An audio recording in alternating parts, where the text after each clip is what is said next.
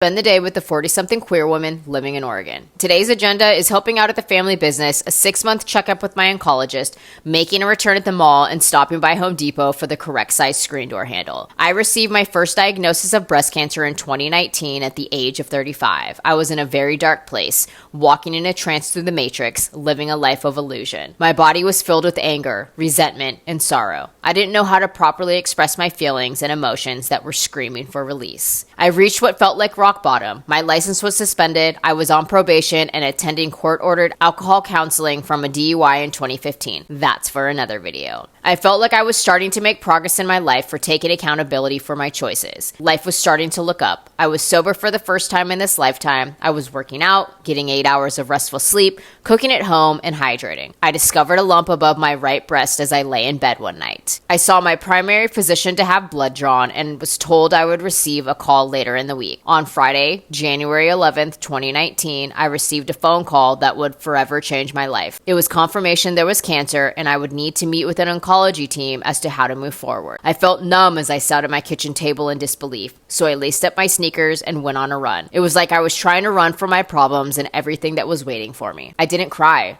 I didn't get angry. I didn't express any emotion. I wanted someone to tell me what was going to happen, with step-by-step instructions from how I was going to feel to what the side effects would be. I was a stranger in my own body. The days following were a blur. Blood draws, MRIs, ultrasounds, echoes, dental cleaning, more blood draws. Within a month of diagnosis, I had a port placed and was sitting in a chair as chemotherapy drugs were surging through my veins. My experience was a very dense, heavy energy. I didn't talk about how I felt. I didn't ask for help. I just wanted to move past this and move on with my life. There was never a moment when I asked myself, is this what I want? I didn't know how to advocate for myself and instead gave away autonomy of my body. I chose to have a double mastectomy and reconstruction with implants because I was in a state of mind that if I didn't have boobs, no one would want to date me. A deep depression fell over me as I began to figure out who I was post-chemotherapy and my double mastectomy. The person I was, the people I socialized with, and my state of mind no longer aligned. It felt like I was a square peg trying to fit in a round hole. It had never occurred to me that something so shitty would be the catalyst to my spiritual awakening